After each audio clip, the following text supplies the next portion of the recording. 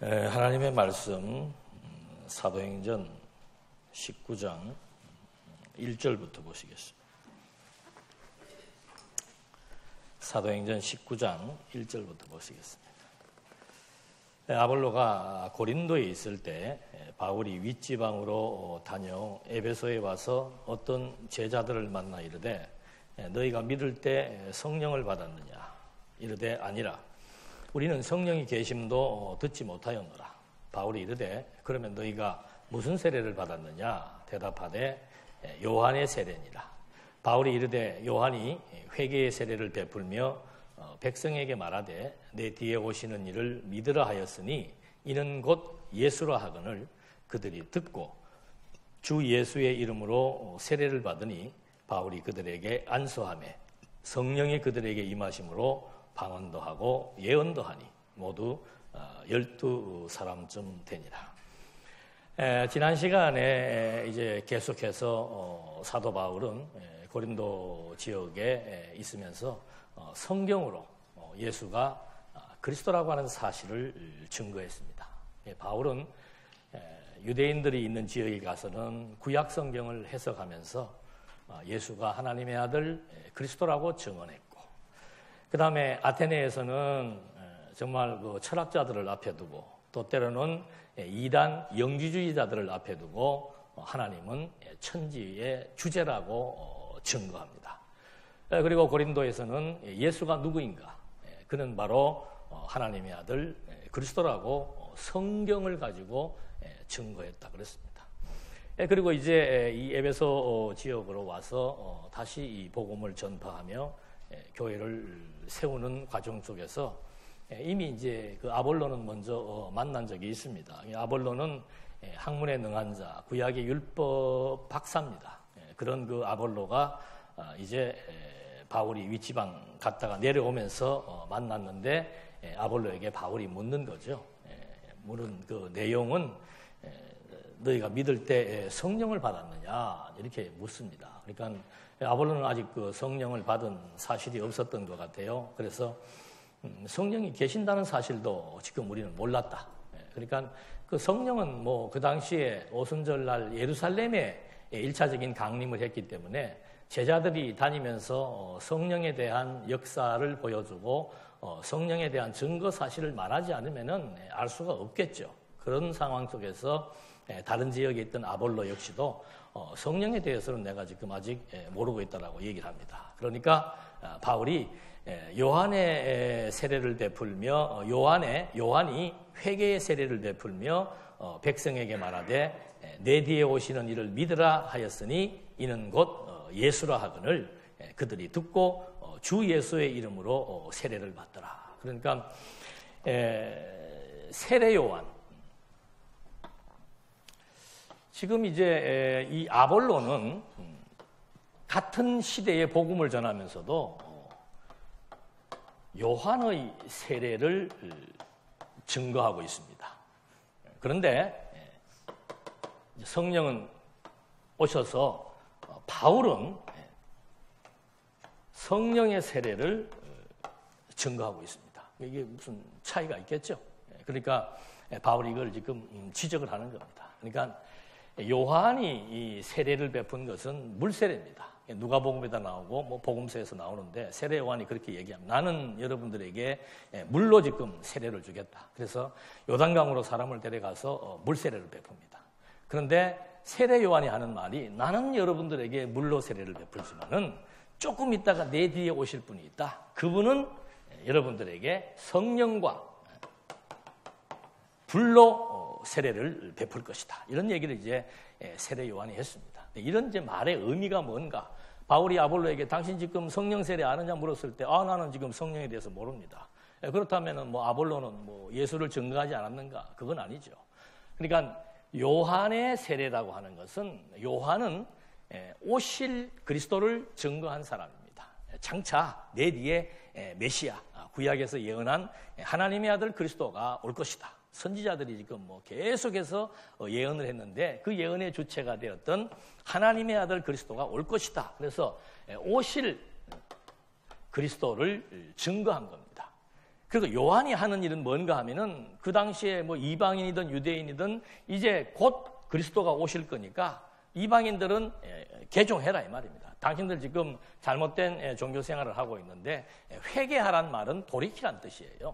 지금 당신들이 믿지 않는 사람이 있다면은 예수가 하나님의 아들 그리스도라는 사실을 믿고 구원을 얻을 것이고, 또 다른 종교에 있다면은 개종을 해라.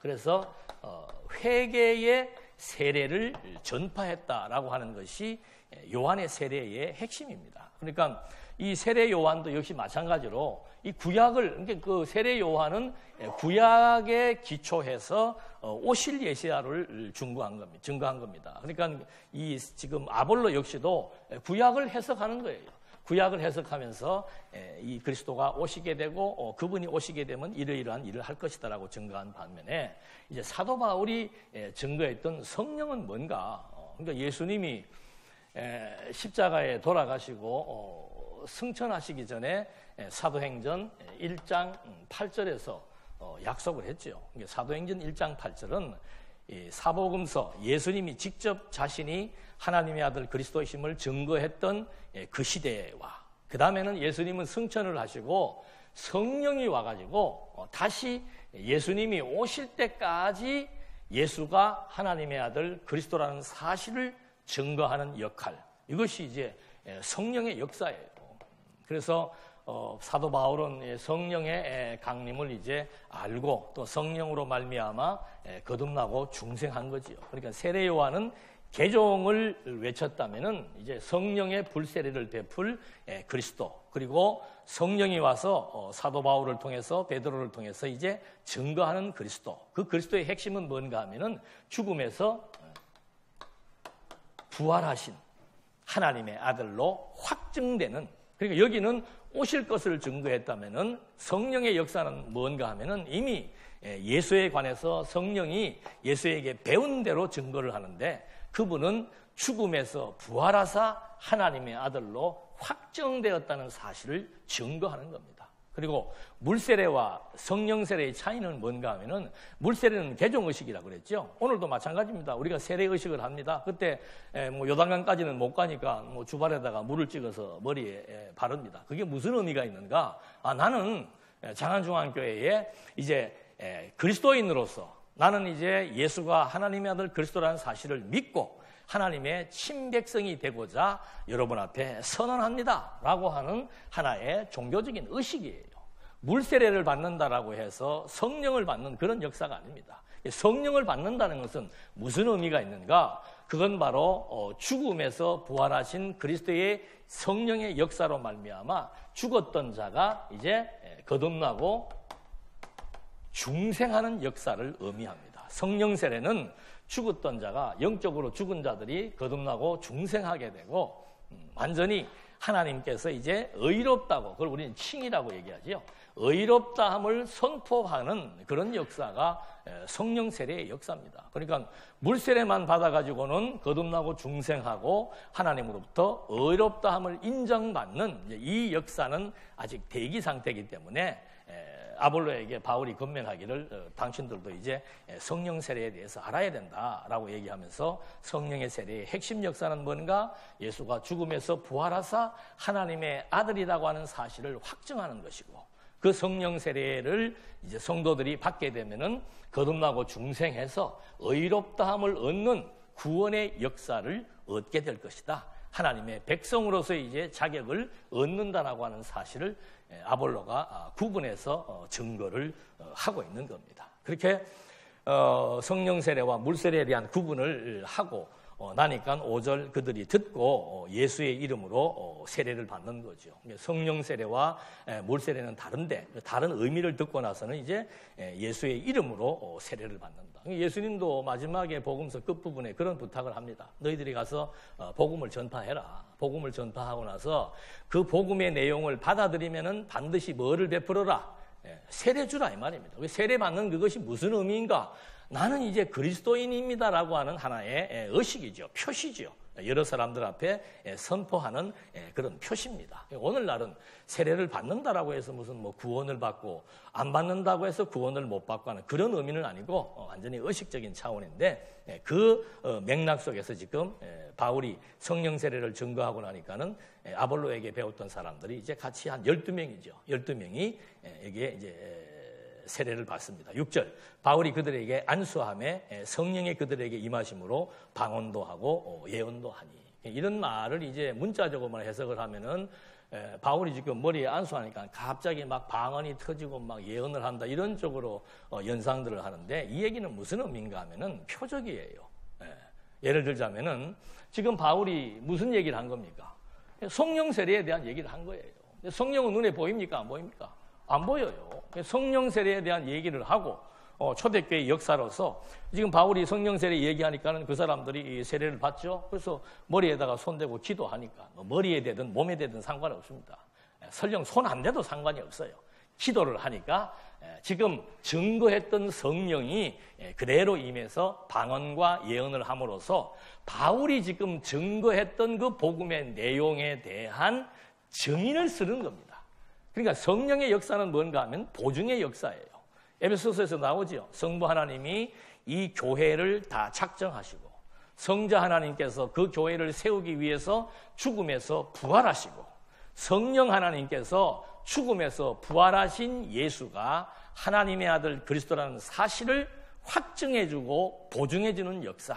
그래서 성령이 지금 사도 바울이 성령에 대한 교육을 하고 나니까 바로 지금 이 자리에 성령이 임했다. 너희들도 이제 성령 받았다. 그런 표적으로서의 방언과 예언이 일어났는데 한 12명쯤에게 그런 사건이 발생한 겁니다. 그 이후에 이제 바울이 8절에 회당에 들어가 석 달 동안 담대히 하나님 나라에 관하여 강론하며 권면하되 어떤 사람들은 마음이 그도 순종하지 않고 무리 앞에서 이 도를 비방하거늘 바울이 그들을 떠나 제자들을 따로 세우고 두란노 소원에서 날마다 강론하니라. 2해 동안 이같이 하니 아시아에 사는 자는 유대인이나 헬라인이나 다 주의 말씀을 듣더라. 그러니까 처음에는 바울이 에베소 지역에 와서 회당이 있습니다. 곳곳마다. 지금으로 말하면 뭐 무슨 마을 회관 이런 거죠. 회당에서 이 복음을 가르쳤는데 석 달 동안 담대하게 하나님 나라에 대해서 이제 증거를 했다 그랬습니다. 그런데 반응이 달라요. 우리는 복음을 전하고 나면은 뭐 같은 반응이 나타날 줄로 아는데 지금 이 자리도 마찬가지입니다. 똑같은 복음이 선포되어도 반응은 제각각이죠. 여기서도 바울이 복음을 전했을 때도 보니까 어떤 사람들은 마음이 굳어버린 거예요. 하나님 나라에 대한 비밀에 대해서 관심이 없는 겁니다. 예수가 하나님의 아들 그리스도라고 하는 사실에 대해서 관심이 없어요.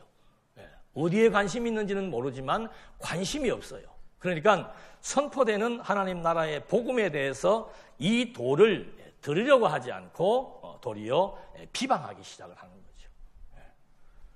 그런 놀라운 우리가 생각할 때는 바울이 복음을 전했는데 예수님이 복음을 전했는데 상관은 없습니다. 하나님께서 마음을 굳게 하면은 무슨 말도 귀에 들어오지 않는 거죠. 그래서 하나님께서 들을 귀 있는 자가 복되다라고 하는 말씀대로 말씀을 우리가 듣는다는 것, 이것은 소리를 듣는 게 아니고 깨달음을 의미하는 거죠. 하나님 나라에 대한 비밀을 증거할 때 그렇게 해서 한 석 달 동안 가르치니까 도리어 반대하는 무리들이 있는 거예요. 반대하는 무리들이 있으니까 어떻게 하는 겁니까? 그 자리를 떠나서 제자들을 따로 데리고 나오는 거죠. 그래서 이건 제자들을 이제 양성하기 위해서 제자들을 따로 데리고 나와가지고 이제는 두란노라고 하는 서원에서 약 한 3년 가까이, 그러니까 한 뭐 2년 동안 이제 여기에서 말씀을 날마다 강론하는 겁니다. 그러니까 뭐 오늘이나 그때나 문화는 다르겠죠. 지금은 뭐 워낙 바쁜 시대이기 때문에 날마다 그렇게 할 수는 없지만 직접 강의는 못 들어도 요즘에 여러 가지 많은 매체가 있기 때문에 날마다 강의는 들을 수가 있는 그런 시스템이 되었습니다. 근데 이제 중요한 점은 바울이 다른 얘기한 거 아니죠. 하나님 나라에 대해서 전파한 거예요. 하나님 나라에서 전파하고 했는데도 불구하고 그 말씀에 대해서 따르지 않고 비방하는 그런 일로 인해서 바울이 아이고 듣기 싫으면 관둬라. 그리고 또 다른 쪽으로 옮겨가서 두란노에서 2년 동안 뭘 전했습니까?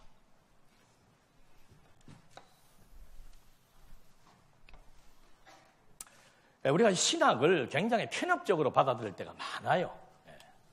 편협적으로만 받아들여서 성경에 대한 계시의 근본은 당연히 살아계신 하나님이죠.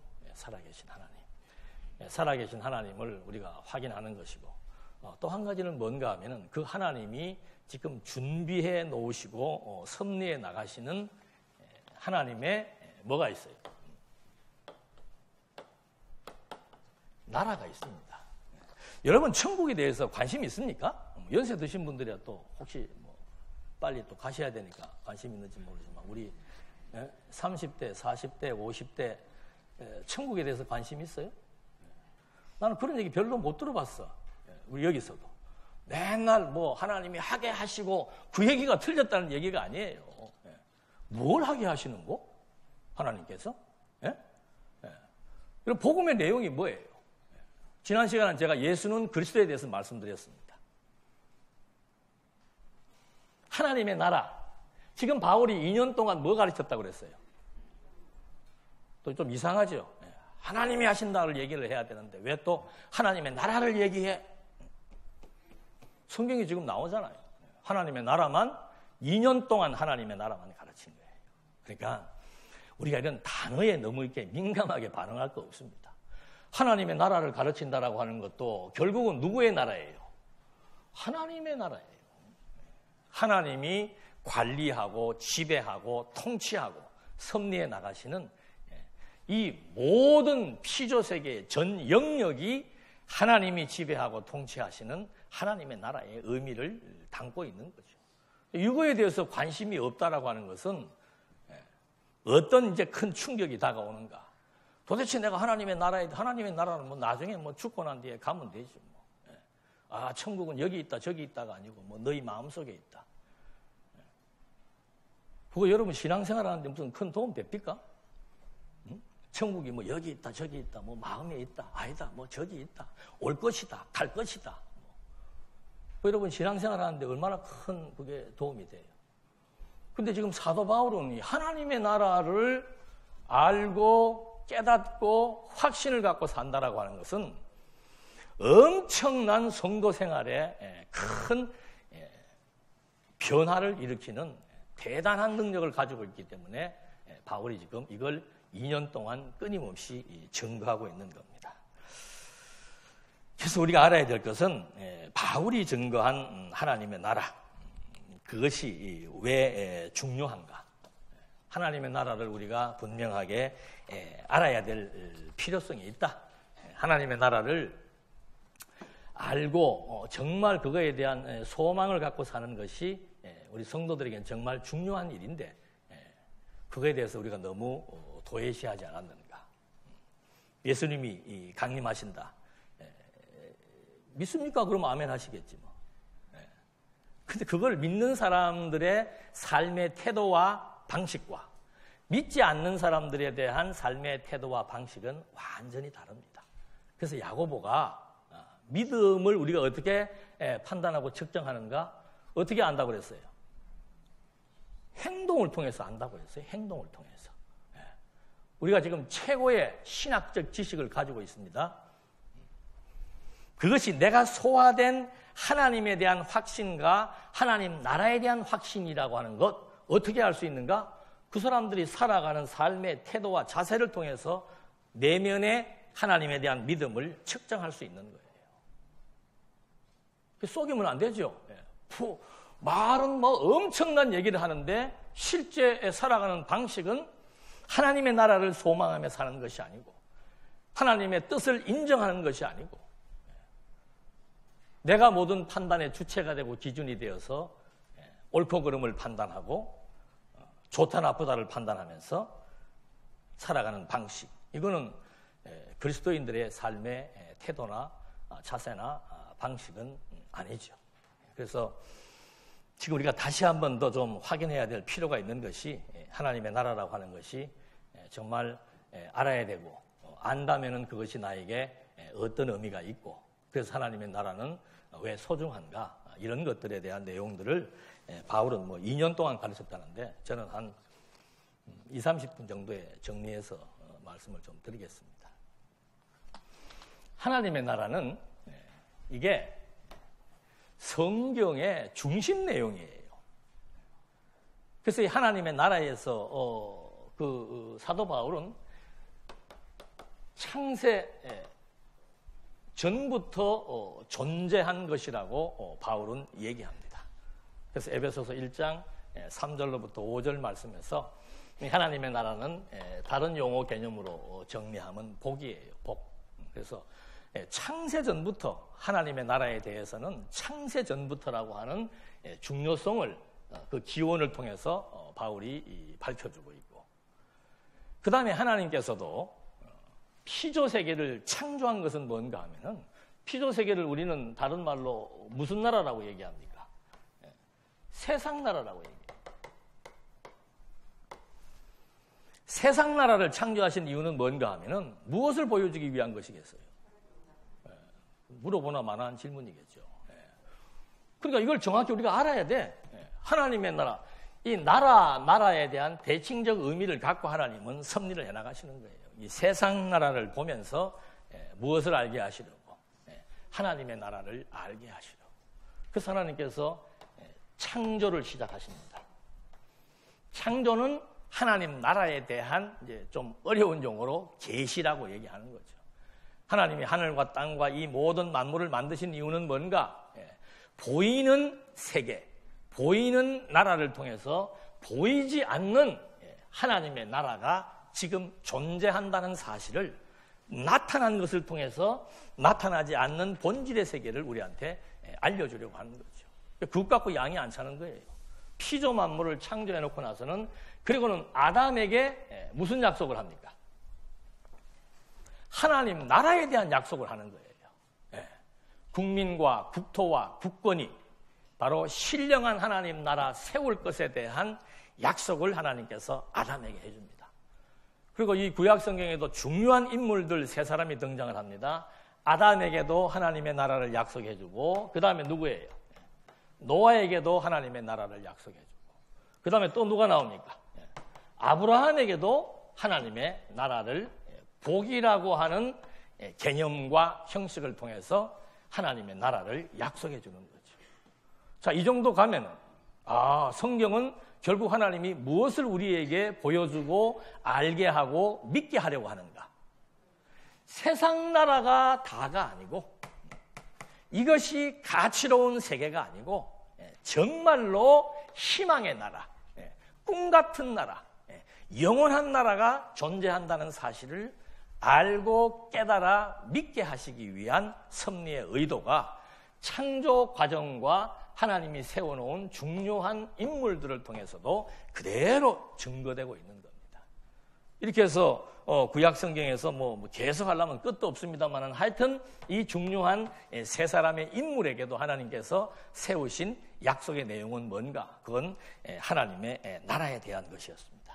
근데 놀랍게 예수님이 출생하실 때 누가복음에 보니까는 한 아기의 탄생을 보고 영원히 야곱의 집을 왕으로 다스릴 것이며 그 나라가 뭐하리라? 무궁하리라. 그러니까 요셉의 아들 예수가 탄생을 했는데 그 탄생된 아기를 바라보면서 외치는 선지자의 고백이 뭔가 하면은, 저 아기는 왕이다. 왕인데 그 아이가 다스릴 나라가 어떻다? 영원 무궁하다. 그러니까 보통 만약에 왕이 출생을 했으면은, 예를 들어서 유대의 왕이 출생했으면 유대 나라를 다스릴 거예요. 정해진 기간 동안. 근데 이 아들이 출생을 했는데, 이 아들은 사실은 요셉의 아들이지만 근본은 하나님의 아들이죠.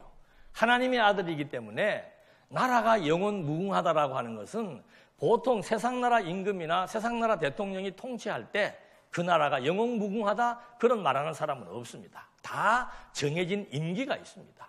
아니면 그냥 살아야 되는 기간 동안 하다가 끝내는 거예요. 그런데 하나님의 아들이 출생했을 때 선지자의 증거는 뭔가 하면은, 그는 왕이다. 왕은 왕인데 어느 나라 왕이라는 거예요? 세상 나라 왕이 아니고 하나님 나라의 왕이기 때문에 그 하나님 나라는 영원 무궁한 나라입니다. 그래서 그 영원 무궁이 하나님의 나라를 다스릴 것이라고 하는 얘기를 하고 있습니다. 그 아이가 자라서 이제 진짜 본격적인 사역을 시작하는 것이 마태복음 4장 17절에 나옵니다. 그때 이 자라난 아이 청년 예수가 제일 첫 번째 선포하는 말씀이 뭐예요? 마태복음 4장 17절에 뭐하라? 회개하라. 회개하란 말은 세례 요한도 증거했죠. 회개의 세례를 베풀었습니다. 돌이키라 이 말입니다. 왜 돌이키는가? 무엇이 이제는 왔기 때문에 천국의 주제이신 하나님 나라를 통치하시는 진정한 하나님 나라의 왕이 등장을 했고 내가 바로 그기 때문에 이제는 돌이켜라. 무엇이 왔다? 하나님의 나라 천국이 가까이 왔다고 외치는 겁니다.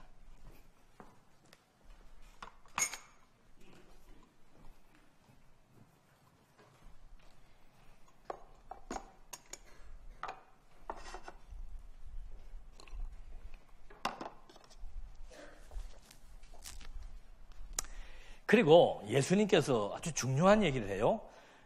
누가복음, 요거는 한번 나중에 확인해 보시면 좋을 거예요. 누가복음 4장 43절에 보면은 예수께서 이르시되 내가 다른 동네들에서도 하나님 나라 복음을 전하여야 하겠다는 거죠. 그 이유를 밝힙니다. 내가 왜 이 동네 저 동네 다니는 곳곳마다 하나님의 나라를 전하는가? 나는 이 일을 위해 보내심을 받았노라. 그러니까 하나님의 아들 예수가 인간의 몸을 입고 세상에 왔는데 오신 이유가 뭐예요? 하나님의 나라를 뭐 하려고? 증거하고 전파하고 소개하고 가르치고 이 하나님의 나라가 실제로 존재하고 있다는 사실을 확인시켜주기 위해서 나는 이 일을 위해서 왔다라고 얘기하고 있습니다. 또 재밌는 것은 지금 우리가 사도행전을 공부하잖아요. 사도행전 1장 3절에 뭐라고 나와 있는가 하면은 예수께서 40일 동안 하나님 나라의 일을 말씀하시더라 그랬습니다. 그러니까 예수님이 죽음에서 부활하고 난 다음에 승천하기 전까지 40일 동안 다니십니다. 40일 동안 500여 명에게 당신의 부활의 사실을 증명해 주는데 다니면서 꼭 하시는 말씀이 있었다는 거죠. 그게 바로 뭔가 하나님의 나라에 관한 일을 40일 동안 500여 명에게 정확하게 말씀을 하셨다는 겁니다. 그리고 사도행전 마지막 장 마지막 절에 사도 바울이 로마의 감옥에 있으면서 찾아오는 사람들에게 한 일이 뭔가? 하나님의 나라를 전파하며 주 예수 그리스도에 관한 모든 것들을 담대하게 그리고 거침없이 가르치더라. 그러니까 이 성경의 내용을 우리가 공부하고 나면은 최소한도 3가지 뚜렷한 명제가 남아야 되죠. 그것은 하나님의 존재입니다. 하나님의 살아계십니다. 그리고 그분이 통치하시는 나라에 대한 분명한 확신이 있는 거죠. 그리고 3번째는 그 나라를 우리에게 분명하게 증거해 주셨던 하나님의 아들 그리스도에 대한 확인. 이 3가지가 우리가 성경을 공부하면 남아 있어야 되는 분명한 명제가 되는 겁니다. 성경을 제대로 공부했다. 그러면은 뭐 예수는 그리스도에 대한 확증을 갖고 있고 그로 말미암아 하나님의 나라는 정말로 하나님은 살아계시다는 것이 믿어지게 되고 그뿐만이 아니고 지금 나는 여기에 살고 있지만 실제는 나는 영원한 하나님 나라의 백성으로서 삶을 살고 있다는 사실에 대한 자긍심과 확고한 소망을 가지고 살게 되는 거죠. 이것이 정말 현실에서 어떻게 달라지는가 이제 조금 한번 더 보십시다. 그렇게 보려면은 이 피조 세계가 정말 하나님 나라를 증거하기 위해서 계시된 그러한 세상 나라인지에 대한 것들을 확인해 봐야 되고 이 영원한 하나님의 나라라고 하는 것은 보이지 않는 세계예요. 그러니까 우리가 하나님도 보이지 않습니다. 영원한 하나님의 나라도 보이지 않습니다. 그래서 왜 신앙을 가진다는 것은 이게 쉽지 않은 것이 왜 그런가 하면은 지금 현재 눈으로 보고 손으로 만질 수 있으면 좀 나아요. 그런데 손으로 보고 눈으로 만졌던 잠깐의 시대는 2000년 전의 시대였습니다.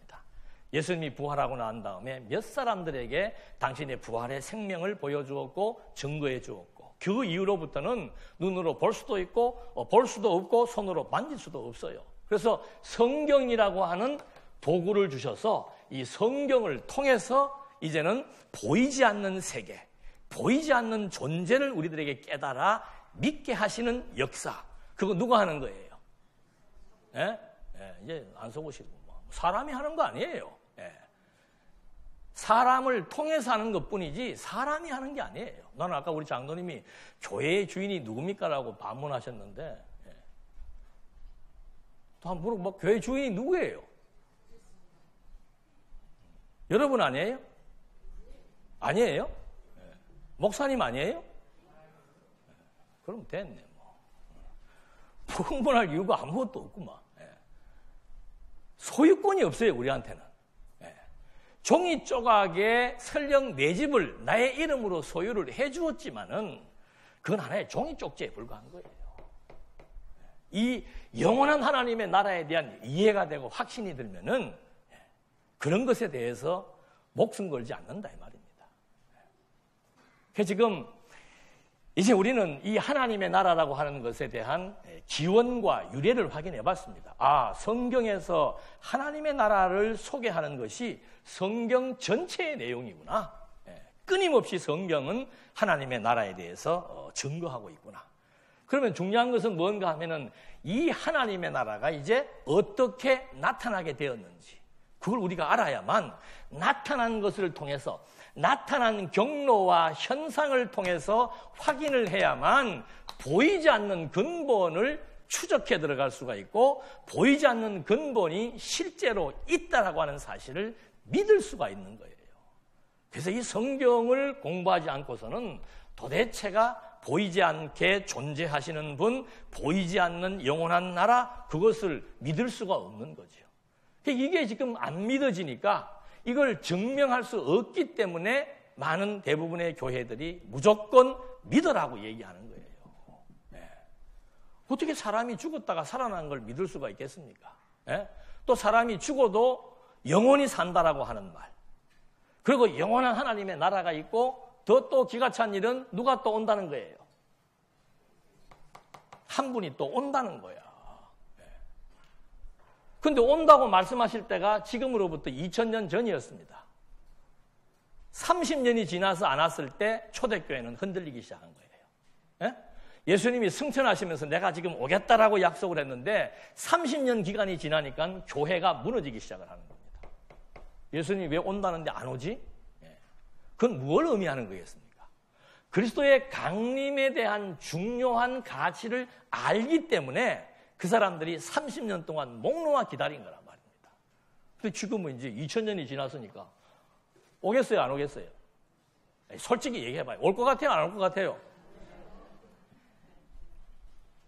가보 또 투표 한번 해볼까요? 저는 전에 그 학교 강의 들으러 가가지고 직접 그 서울대 교수가 기독교 강의 시간 교수가 그 얘기를 하더라고요. 재림은 그냥 그때 너무 상황이 어려우니까 그 어려운 상황들을 좀 모면하게 하기 위해서 내가 곧 온다 기다려라 그러고 그냥 가신 거였는데 그 말을 아직도 지금 우리 기독교에서는 뭐 하고 있다? 올 거라고 믿고 있다 이 말이죠.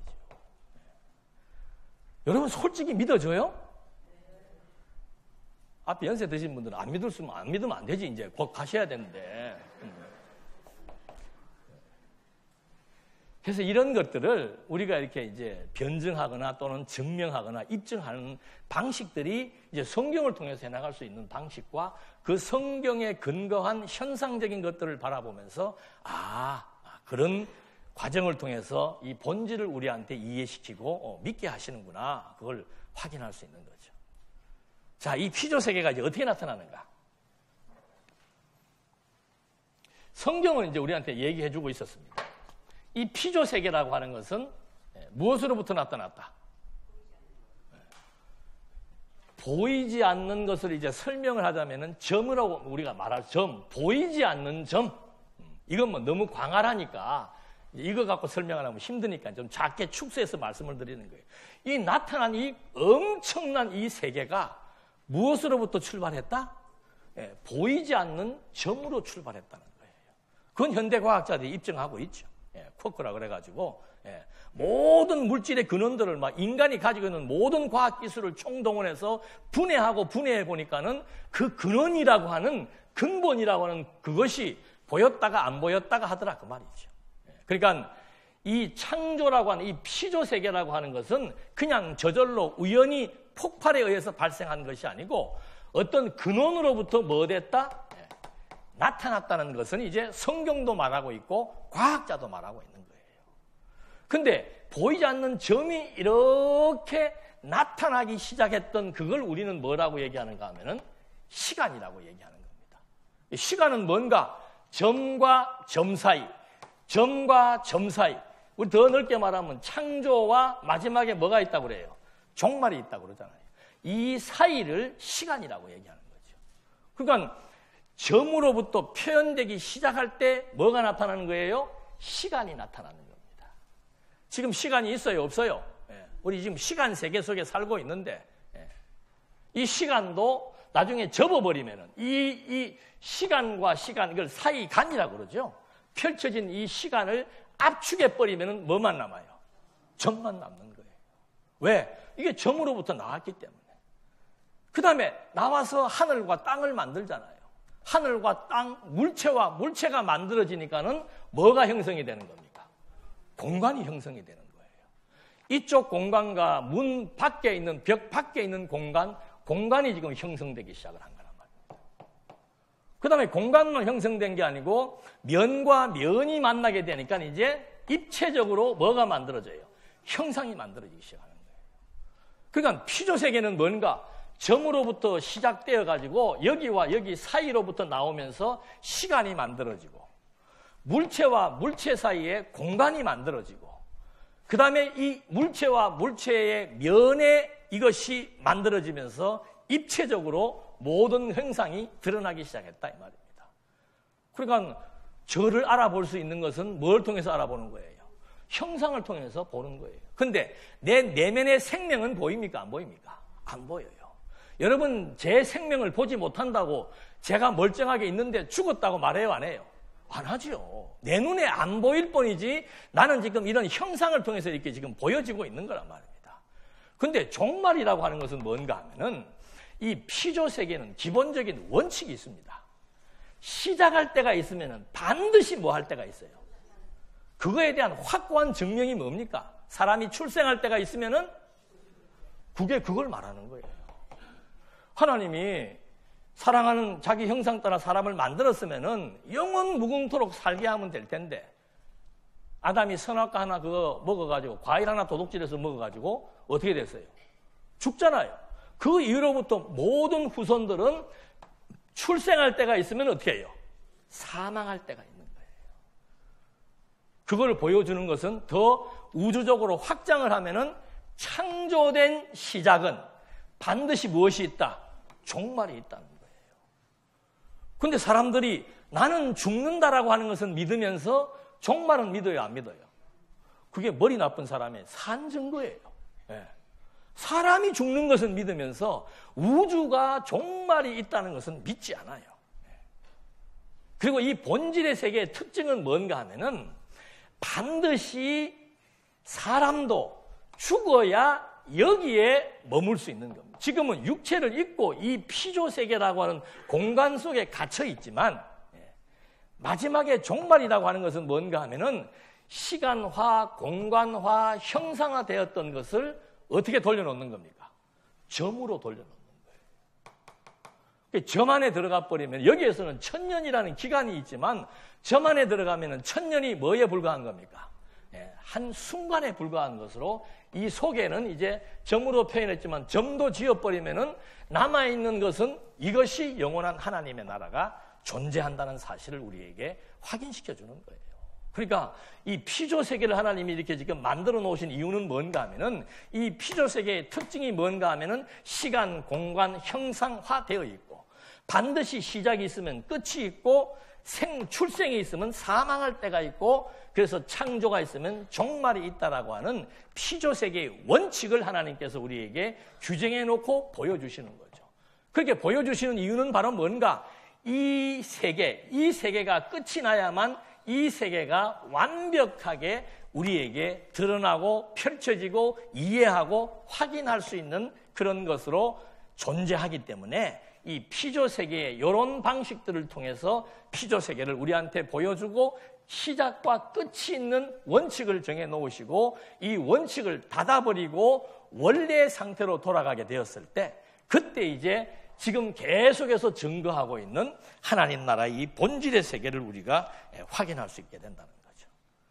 그래서 이 세계라고 하는 것은 요 나타난 것을 통해서 이제 요 수준에서 이 세계를 이해할 수밖에 없는 그런 한계를 우리가 가지고 있는 거죠. 그래서 성경은 끊임없이 이제 이 세계를 얘기해 주고 있는데 방금도 말씀드린 대로 이 세계는 어떻게 임하는가?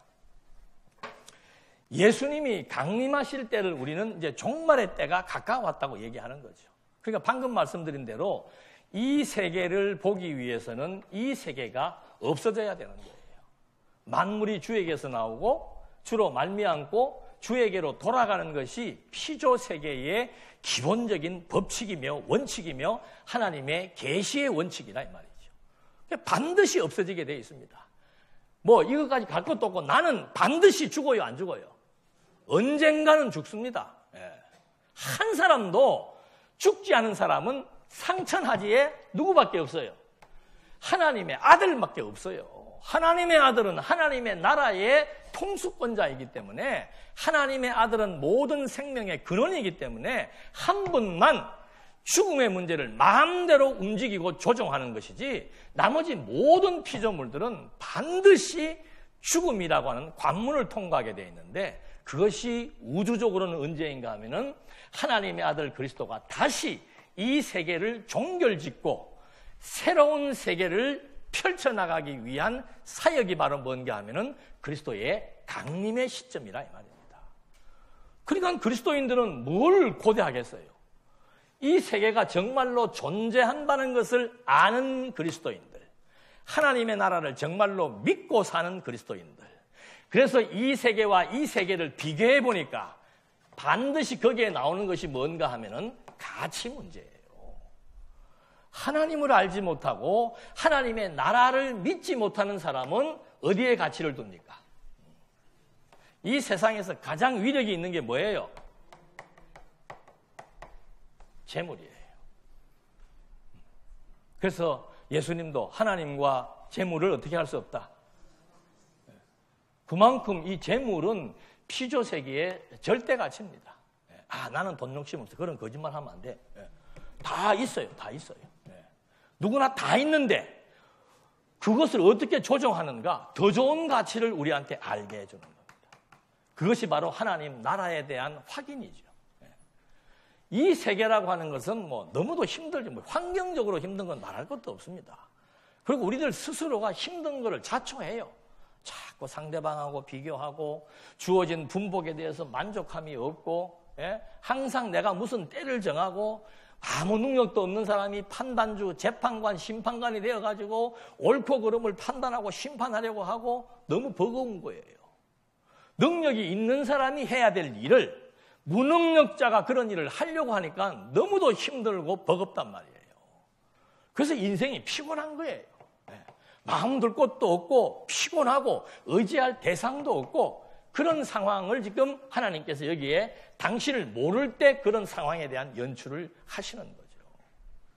그래서 당신 백성들에게 희망은 뭔가? 이 세계를 알게 하는데 이 세계를 알게 하는 근접한 방식이 뭐였는가 하면은 그리스도는 반드시 뭐 하신다? 오신다는 얘기를 하는 거예요. 그래서 신약교회에서 하나님의 나라가 이렇게 존재하는데 어떤 방식으로 이것이 이제 펼쳐지는가? 그 첫 관문이 바로 뭔가 하면은 그리스도가 다시 오시는 거라 이 말입니다. 그래서 예수님도 직접 얘기해요. 요한복음에서도 보면은 내가 너희들을 위해서 거처를 예비하면은 어떻게 하겠다? 다시 오겠다는 거죠. 그리고는 이제 이 서신서에 보면은 초대교회 성도들이 얼마나 많은 어려움들을 겪습니까? 우리는 지금 막 편안함이 넘쳐가지고 택도 아닌 것 같고 지금 사서 고생하는 거야. 택도 아닌 거 가지고 내 건 네 것도 아닌 거 가지고 내 것도 없고 여러분들 것도 없어요. 이 주인이 누구예요? 아, 명의가 있지. 그게 새머리예요. 새머리. 이런 광활하고 이런 본질적인 것을 공부하는 우리들에게 있어서 모르지, 또 마음속은 너나 그렇게 생각해라. 나는 죽어도 명의가 필요하다. 근데 실제로 초대교회 성도들은 얼마나 엄청난 핍박을 당합니까? 야고보서는 보니까는 안 그래도 경제적으로 어려운 사람들을 부자들이 착취하고, 노동력을 착취하고, 임금을 착취하고, 사람 취급을 하지 않고 학대하고 그런 상황에 처해져 있고, 예수님이 재림한다고 해서 그거 한번 몇 년 기다려봤더니 왜? 이 땅의 삶이 너무 고달프고 힘드니까, 여기에서는 내가 신분 상승될 만한 가치도 없고 뭐 아무런 것 가진 것도 없고 너무 힘드니까는 그리스도의 오실 것만 기다렸는데 5년을 기다리도 안 오고 10년을 기다리도 안 오고 30년을 기다리도 안 오니까는 이제는 희망이 없어져 버린 거죠. 희망이 무너져 버린 거예요. 얼마나 힘들었으면 불같은 시련이라 그러겠습니까? 불같은 시련. 우리는 시련을 당해도 그래도 잘 먹으면서 당하잖아. 이때는 먹는 것부터도 해결이 안 되는 시대예요. 먹지도 못하고 매맞고 헐벗고 무시당하고, 그런 상황 속에서 베드로나 바울이나 야고보가 제시해 줄 수 있는 가치는 뭐겠습니까? 하나밖에 없어요. 반드시 이분이 오신다 이 말입니다. 너희들이 본대로 가신 그분은 너희들이 본 그대로 오신다. 천사장과 호령과 나팔 소리를 대등해가지고는 하늘로부터 강림하실 것이다. 그분이 오실 때 너희들에 대한 평가가 달라진다. 세속적 가치에 의해서 평가받던 하나님의 성도들의 평가가 이제는 그분이 강림하실 때 신분이 달라진다. 그분에 의해서 하나님의 성도라고 하는 신분의 변화가, 생명의 변화가, 그분의 칭찬과 영광과 존귀함의 역사가 이제 이분의 강림으로 말미암아 반드시 실현된다. 이것이 그 시대에 전해진 메시지의 핵심입니다. 조금만 참으면 환경이 나아질 수가 있습니다. 하나님께서 잘해줄 수도, 이런 식의 사탕발림한 거 없어요. 한 가지밖에 얘기한 거 없습니다. 반드시 이분이 강림한다는 거죠. 그리고 수십 년, 3, 40년 뒤에 성령께서 사도 요한에게 직접 예언을 해가지고 이분이 오시기 전에 진군 상황들을 역사적으로 증언해 주면서 반드시 이분이 오신다는 것에 대한 확신을 심어주니까 요한계시록 마지막 절의 종결문이 뭡니까? 주 예수여 오시옵소서. 여러분, 이 옷을 벗을 때 뭘 가지고 갑니까? 아무것도 없어요. 아무것도 가져갈 거 없어요. 그냥 여기에서 누리고 가시면 됩니다. 하나님께서 많이 주었으면 뭐 가치로운 일에 쓰시고, 없으면 없으신 대로. 그래서 하나님의 나라를 뭐라고 얘기합니까? 바울이. 하나님의 나라는 의와 희락과 평강입니다. 어디에서도, 지금 이 세계에서도 무엇이 있기 때문에, 소망이 있기 때문에, 무엇이 있기 때문에, 영원히 존재한다라고 하는 확신이 있기 때문에, 그리스도에 대한 확신이 있어서 그로 말미암아 새 생명을 얻었고 사람들이 나를 세속적인 가치로 평가하고 신분을 매겼지만은 하나님의 평가와 하나님의 가치는 완전히 다르다는 사실을 우리는 성경을 통해서 확인을 했고, 성경을 통해서 이 본질의 세계가 존재한다는 사실에 대한 확신을 갖고 있다면은 현재의 고난을 장차 나타날 영광과 비교할 가치가 안 된다는 그 믿음에 의해서 오늘 주어진 상황 속에서 항상 기뻐할 수 있고, 쉬지 않고 그리스도의 강림을 고대하고 영원한 하나님의 나라를 바라볼 수 있는 영혼의 눈이 떠져서 현실적인 어려움, 질병과 사업과 경제적인 많은 고통들에 의해서 좌절하고 실망할 수밖에 없지만, 이 하나님 나라에 대한 진리, 진정한 통치자 만왕의 왕이신 그리스도의 권세, 이것에 대한 깨달음과 확신이 우리들로 하여금 이 땅에 살아갈 때 정말 하나님의 뜻이 이것이 정의라고 믿는 거예요. 그 확신이 주어지니까 힘들고 어려움 속에서도 소망이 있으니까 기쁨과 평강이 주어지는 거죠. 그래서 예수님도 제자들을 향해서, 성도들을 향해서 수고하고 무거운 짐, 이거 다 인간이 자초한 짐이에요. 인간이 자초한 짐이에요. 지금 여러분들을 흥분시키고 여러분들을 힘들게 하고 여러분들을 피곤하게 하는 일들이 다 있을 거 아니에요. 개인적으로 그런 거 없는 사람이 어디가 있어요. 저도 수년 동안 스트레스 받고 살았구만. 등신이 돼서 그런 거예요. 환경이 인정이 안 돼서 그런 거란 말입니다. 그게 하나님의 의예요. 하나님의 나라는 왜 우리가 맨날 입으로 노래처럼 두뇌했던 얘기를 믿지 않으려고 하십니까? 그것이 누구의 판단대로 되든 간에 오늘의 삶의 현장은 하나님의 뜻입니다. 죽어도 하나님의 뜻이고 살아도 하나님의 뜻이고 망해도 하나님의 뜻이고 흥해도 하나님의 뜻이에요. 장안중앙교회가 공중 분해돼도 하나님의 뜻이고 남아있어도 하나님의 뜻이에요. 된다 안 된다가 어디가 있어요? 된다 안 된다가. 여러분 마음대로 사업이 돼야 됩니까? 여러분 마음대로 자녀가 이렇게 커야 됩니까? 그게 판단주가 되는 겁니다. 심판의 주체가 되는 거예요. 하나님이 가장 싫어하시는 게 뭔가? 인간이 주제넘는 게 가장 싫어하시는 일이에요. 어떤 엄청난 일도 하나님이 다 우리 배웠잖아. 어떤 엄청난 일도 하나님이 어떻게 해요? 이 말의 의미는 뭡니까? 나는 뭐예요? 말만 맨날 종이라고 그래. 종이요 도구예요. 다 똑같은 일입니다. 바울이 이 얘기하니까 빈정거리더만 일부는. 이유가 뭐예요? 흥분할 거 없습니다. 일단 이제 오늘 시간이 너무 많이 가요. 다음 시간 되면 이런 일로 인해서 소요가 일어나요. 분쟁이 일어나요.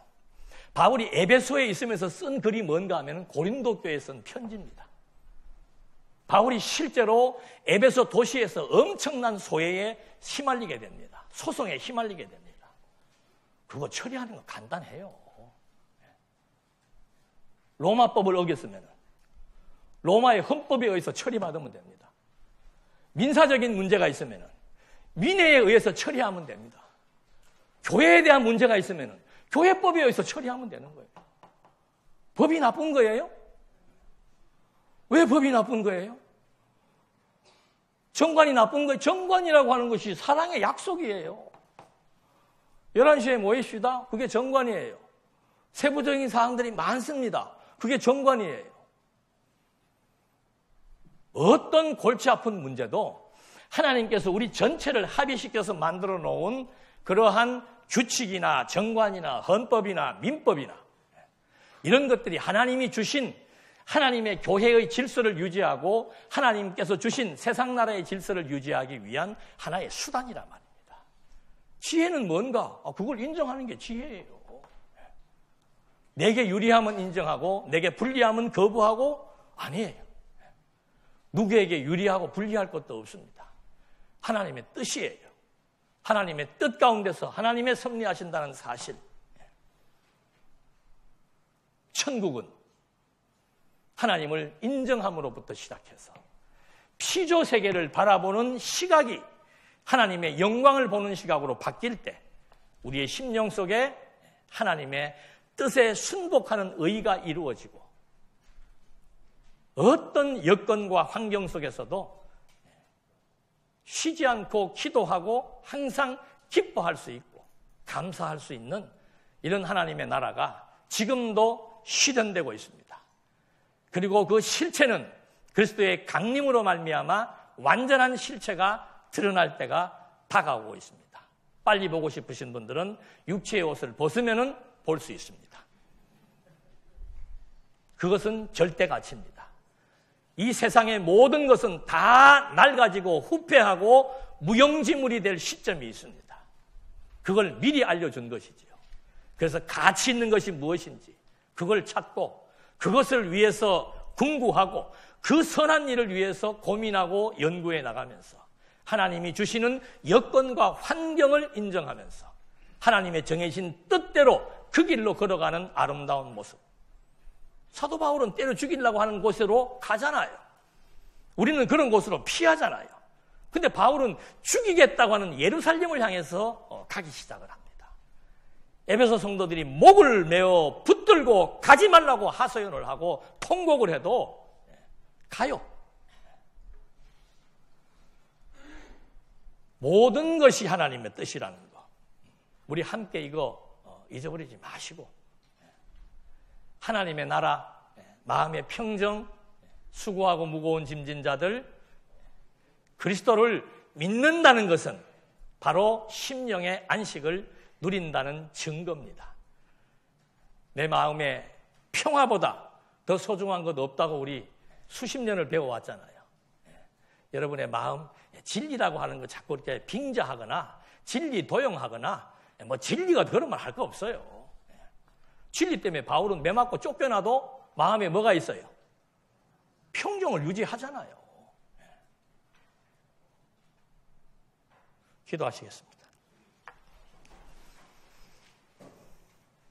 창조와 종말이 피조세계의 섭리가 영원한 본질의 세계를 우리에게 증거한다라고 하는 사실 또 한번 확인해 보았습니다.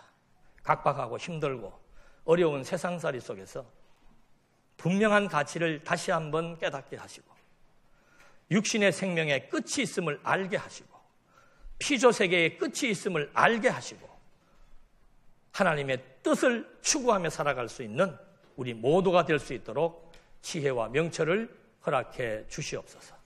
예수님의 이름으로 기도드립니다. 아멘.